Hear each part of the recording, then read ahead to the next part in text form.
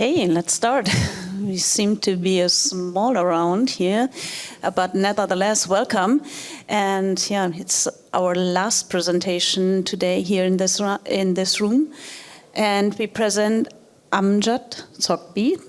He's a co-founder of Expansion. He founded it in 2013 and is now working as director at Ixman. And his topic today is proactive reference data management. And yeah, the stage is yours. Lovely.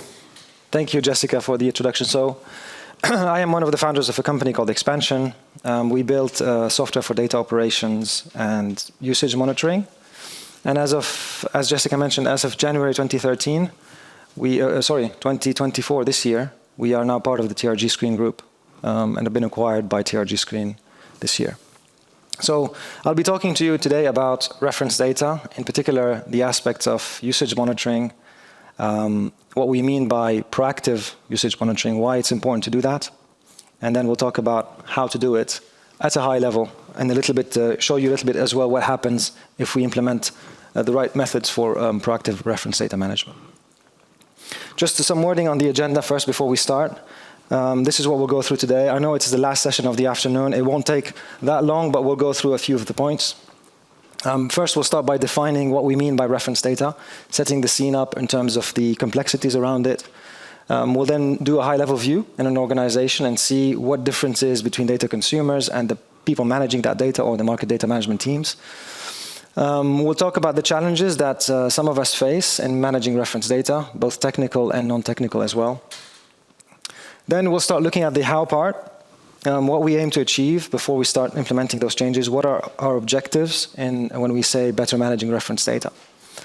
We'll talk about what we need to do in terms of the different elements that might feed in a proper effective reference data management strategy. We'll talk about recommended architectures, and then I'll show you a little bit some client stories about people that have, or organizations just like yours that have managed to implement those mechanisms and what they've achieved at that.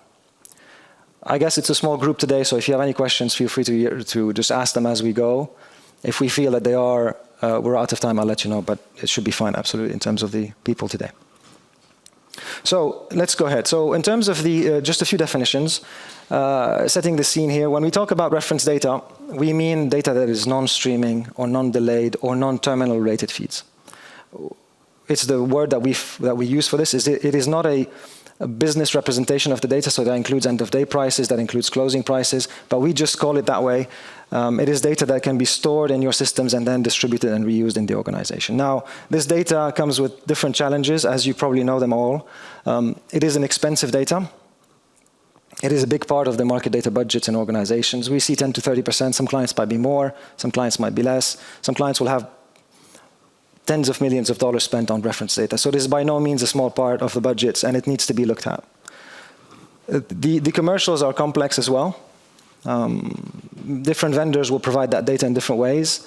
Generally speaking, there are metered models, so every time you ask for data, you'll be charged for it, but there are, of course, other models as well. There are banded models, there are enterprise deals, pay a fixed fee and then get everything you need. They're volume-based, it goes on. So vendors will have implemented them differently. Some vendors are much more complex than others, as you know, and we'll have them all. So again, from a commercial standpoint, it is not an easy area to look into either. And finally, in terms of the complexity, there are, in addition to all of these two things, complex licensing requirements. We cannot do we cannot do anything we want with that data, let's put it that way. And not only this is what we call license liable attributes. There are also considerations to look into from a feed-through perspective. So you might buy data from a vendor, and that vendor will provide you with that data, but you need to report this data to the actual originator. So you might buy data from Bloomberg, but it's actually S&P data or Fitch data, and you need to know that and you need to be able to report that. Now, we think one of the problems, it's not the only issue there, but we think one of the challenges or one of the issues with the complexities or the difficulty in managing reference data is the fact that and most of the time, we're sitting in a passive position. So what we mean by this is that most of the organizations that we see are waiting for the invoices to come in at the end of the month. So they only get the invoices at the end of the month, and all the management and processing is done based on post-fact data. So we look at the invoices, we look at the numbers on the invoices. We hope they haven't changed by much, and we pay the invoices, basically. We might do some allocations, but it is static. It is not always fair. It is not always based on usage. So one of the fundamental issues, we'll come back to that in a bit more in terms of explaining what other challenges we have, but we think one of the fundamental problems is that it is a passive management. And we really think we can do better than that, it's in particular with all the things that we've said here.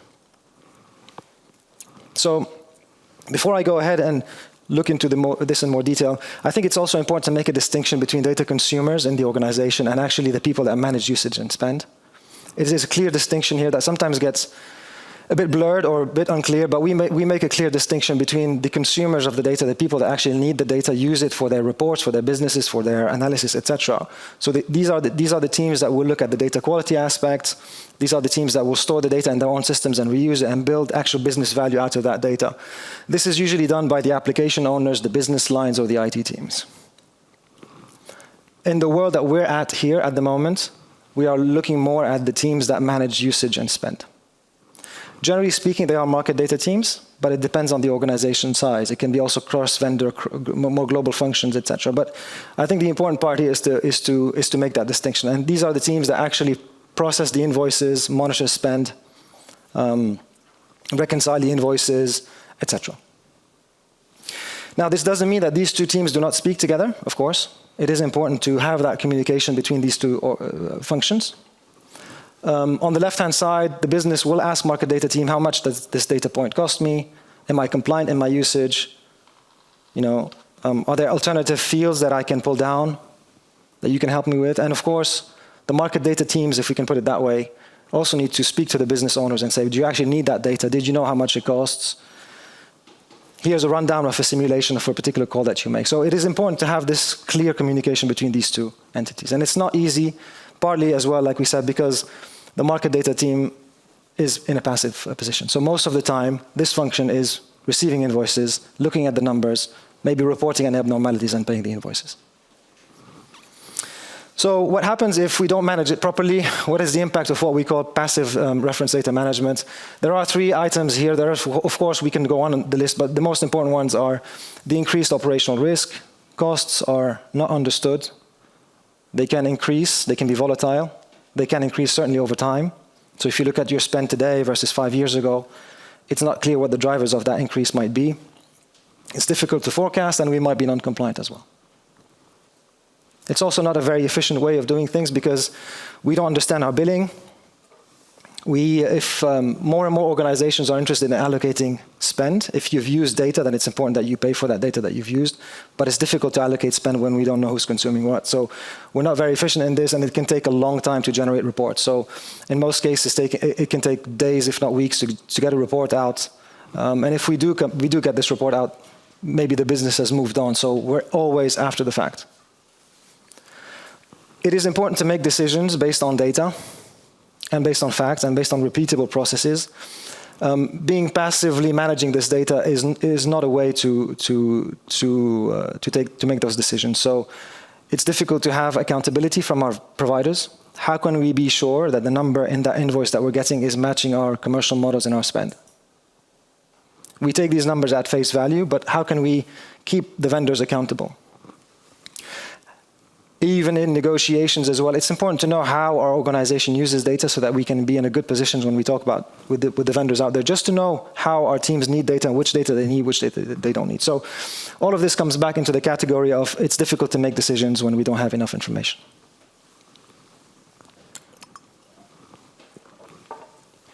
Now, market data teams have different challenges. I think one of the first 2 ones here are really technical and related to the type of data that we talked about. So we talked about already the complex commercials and reference data, and we talked about the complexities in licensing. I'll call these the technical aspects of the reference data itself. They come with the type of data that we're dealing with. But of course, it's not just technical in organizations. There are functional challenges as well. Requirements change from the business. So market data teams have to deal with evolving needs, evolving requirements. We might add new asset classes. We might add new attributes. We might buy organizations. So it's an evolving landscape, of course. We have to deal also with legacy architectures. These are things that have been done in some ways for the last 10, 20 years, even longer sometimes. So the change is not easy, and there is a legacy that we need that needs to be dealt with. So sometimes we speak to market data teams and they just have no idea who's requesting what. We've got many vendors, we've got many accounts. It's a very difficult legacy architecture.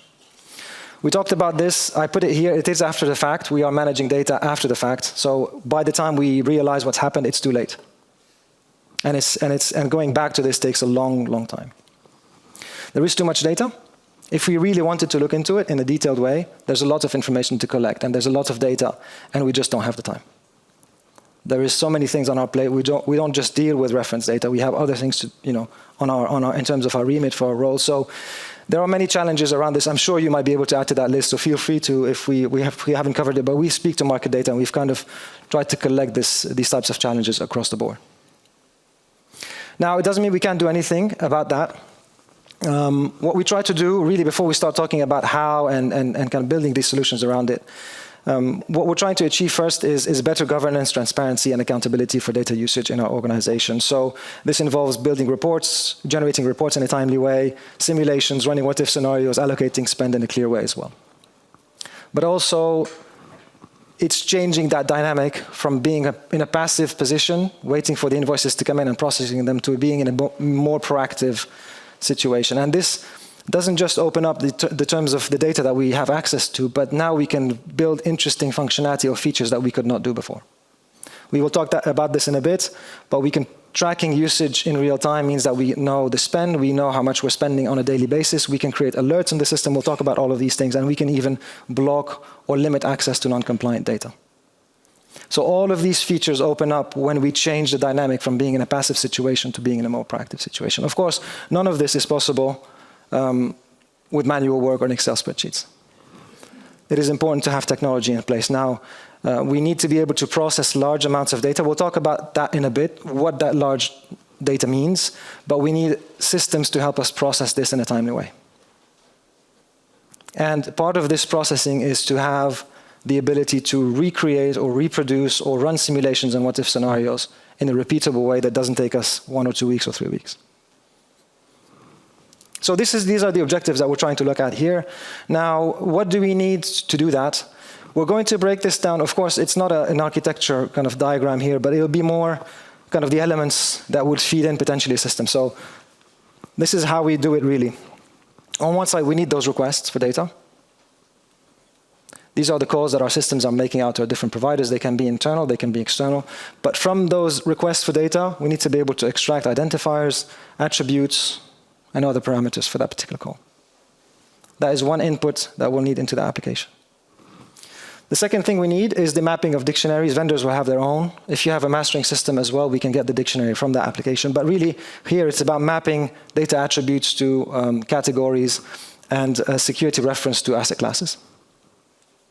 But this is another element that will feed into the system. And the third one, you probably guessed it, is the commercial models. How are we being charged for data? And it could be either of those models. There's probably maybe another 1 or 2 to add in here. But how are we being charged for data? Is it a metered model? Is it a quota-based model? Banded model? Volume? Enterprise? We talked about all of these things. Of course, the invoices do come in at the end of the month. They also form part of the data points that we require, or the attributes here. And we mix all of those for every vendor that you have. We've put in also, it's not just about vendors, we call them sources of data. So of course, a vendor is a source of data. A source of data is where you get the data from. It could be a vendor, but it can also be a process for internal data sources as well. Your security masters. Of course, you may or may not have a commercial model in that case, and you may not have an invoice. But this will apply as well for internal sources.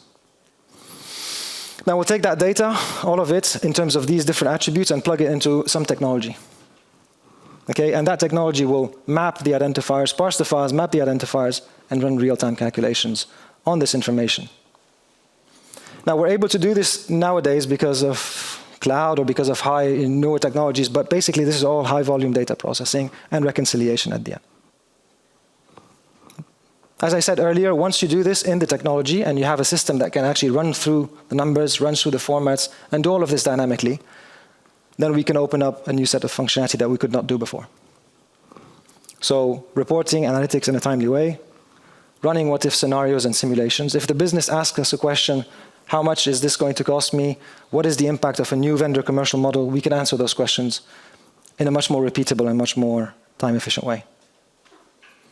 Now that we know these requests, we know who's sending them, we know where they're going to, we can allocate spend back in a fair way to our consumers if we wanted to do that. Not only can we allocate spend fairly, but we can also now say, this is your allocated spend, but this is also your allocated usage. We know what you've consumed, so this is your allocated usage report as well. This will drive interesting conversations in the organization because consumers can now say, oh, I don't really need that data. I didn't know it cost me that much. So we start coming back to that first slide, facilitating that conversation between the market data teams and the business and the data consumers. We talked about rules and alerts in a bit. By tracking consumption like this and mapping it to commercial models in real time, we can create rules in the system. So if somebody overspends or makes a request that's non-compliant, it can be captured in real time. And we can act on it, either block it or let somebody know or work on it. Reconciling invoices is also very important. Coming back to the point of accountability earlier, if we get an invoice, how can we be sure that that number in the invoice matches our usage? This is what we call invoice reconciliation. It is an important part to do. It is important to validate that we are on the same understanding as our sources of data. And of course, cost optimization is, yeah? Thank you. You mentioned earlier abnormal usage of data. Mm-hmm. Is that something that we can monitor through rules and alerts? Or is Yeah. there any other way that the system will flag? Abnormal usage? Absolutely. No, that's a great question. Thank you for this. So abnormal usage is understanding what is normal and then basing on this what is then abnormal. And with a system like this, once we have the map of our consumption, then we can start collecting those benchmarks for what we would consider as normal consumption. And then this would feed into the rules engine, exactly to your point. If something varies from these parameters, say over the last 6 months, nobody's requested corporate action data. Suddenly somebody sends a corporate action request. Now the rules engine there, of course, is not only let's say a binary, a check, not only say a static check. Somebody has created a rule that says if someone requests corporate action data, let me know. Certainly you can do it that way. But it would be much better to build the benchmarking and the normalization levels automatically. This is where the systems that we have here can be very clever. Of course, everybody talks about AI and things like this, but this is typically a great implementation for machine learning models because they can learn your normal rates and then start figuring out what is abnormal. It could be something about cost, abnormality. It could be something about data category, abnormality. It could be something about particular fields or security asset class, etc. So yes, you can. It's understanding what is your normal versus what suddenly has happened. Patterns. And of course, like I said earlier, not just having it statically configured, but having the system automatically understand that. And of course, the last part of the whole chain here is optimizing spend. Everybody talks about spend. Why would we want to spend money on data that we don't need? Why would we want to spend money on data that on things that we can optimize? It is very complex. And I think with a system like this, the great part is that cost reduction is very tangible. Not every system that we put in place in an organization, we can measure cost reduction so tangibly as a system like that. Yes, we can install applications, but yes, they will bring us improvements around processes, workflows, etc. But it's not every application that will have a tangible reduction in spend. What's the average cost saving that you can save? Thank you for this question. Optimization. Yeah, absolutely. I've got a slide for you. This comes up a lot, but thank you for the question. It comes up a lot. I will show you, when we talk about what clients have, several use cases have done, I'll show you what this comes up with. But that's a very, of course, important question. Okay, so again, it's maybe a bit high level and meta, but essentially, of course, we have a system that does this, but this is how we do it. Now, one more thing before we talk about the use cases, we have what we call recommended architectures for data, and just so I'll put it out there. These are the different data sources vendors sit outside your organization. Typically, they get your applications. You might have multiple consumers pulling data down from these vendors, right? And they might have it in here. They might distribute it downwards or not. But in a recommended architecture, you will have one or more data mastering systems. This is not data caching. This is data mastering. This is an EDM system. An application that would pull data down from multiple vendors out there, store it, enhance its quality, and then redistribute it downstream. It might have optimization capabilities, meaning that if it has already requested data once, it will not do it again for certain categories. But it is not a data caching system. So in terms of a high-level recommended architecture, organizations will have at least one mastering system of a certain size, will have at least one data mastering system that will consolidate feeds from different providers and then redistribute those internally. Then we would plug in what we just talked about in terms of usage tracking, inbound, so data coming in from these external vendors into your mastering system, so that we can track spend, we can allocate it, we can understand who's consuming what, create the rules that we talked about. But we can also plug it downstream here too, so that we know if we're buying data, where's that data going? So an example of this is, are we buying data and storing it in the mastering system, but nobody's pulling it down there? Now, what can we achieve with this?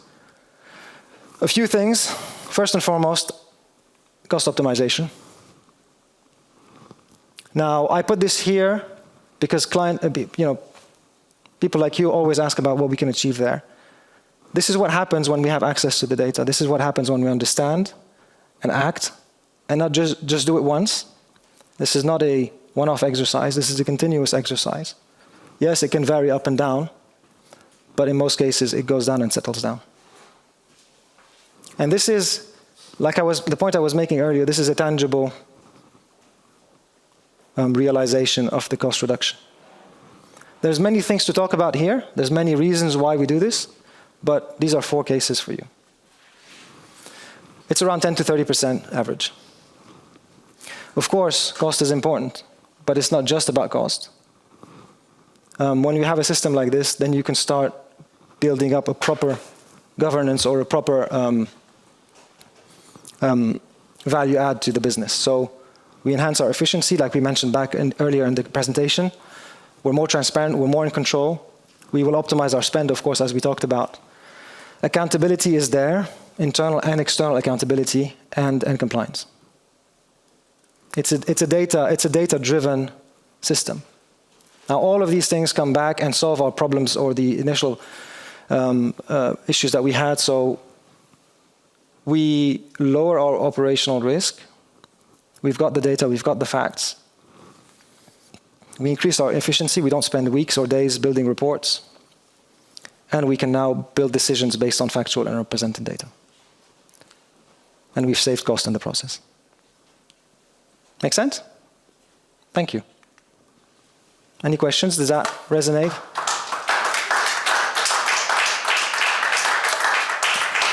Thank you. Any questions? Final comments? No pressure. The ice cream is being eaten. Yes. But if you have any questions or anything like this, yeah, feel free. Jessica, yes? Is your system a proxy, a gateway to data requests? So are you storing... So one of the things you mentioned there was you can block requests that don't meet certain criteria. Right? Correct.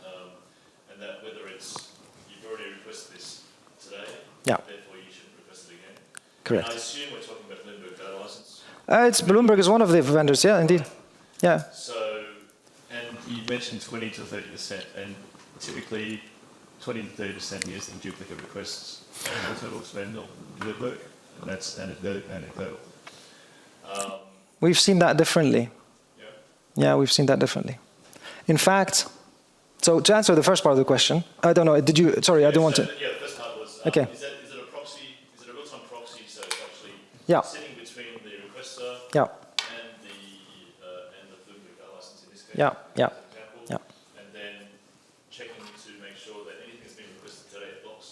Yeah. already today. Yeah. So therefore, you're not sending out a duplicate Yeah. request. You could put it that way. Sorry? You can put it that way. It doesn't have to be. It does not have to be. It can be. If you wanted certainly to use the blocking functionality of the system, then you need an application that would proxy, that would be a proxy for you if you needed to use this functionality. But our system at least does not force you to have that mode. You can have different integrations. Of course, they will not allow you to block things. That needs to be, you need to use it as a proxy. But the application, so our product Xmon will allow you to do different integration types for different purposes. Because clients might say, this is a production system, I don't want to block anything. In fact, I don't even want anything between you and my vendor or my source of data. That's fine, but I still want to track and understand how that system is consuming data. So give us a copy of those files, potentially of the request, etc. But might be a different conversation for test environments or development environments or interns that come into the organization. And in which case you might want to put them. So it depends on what we're wanting to do. I think in terms of the cost-saving opportunities there, it breaks down. I mean, the models are so complex, as you know. So there's an ample opportunity for looking at, are we making the best of the commercial models available to us? Even within the same vendors that we have, is there a better way to leverage the models that they're offering us, right? So in terms of reduction, yeah, and I mean, it would be very inefficient for clients to be requesting data over and over again to the point of the multi-hits. That's a very inefficient way of doing things. Of course, we see that, but it's not the only way. There's many other alternative options to look at that are specific to the vendor models that you have. Hope that helps. Any questions? Comments? Thank you very much for attending the last session of the afternoon. Jessica, if you wanted to do some final closing comments, or am I putting you on the spot here? No, it's fine. Okay. Thank you. Thanks for the audience today. Thank you, and I'll see you at the ice cream bar. Thank you.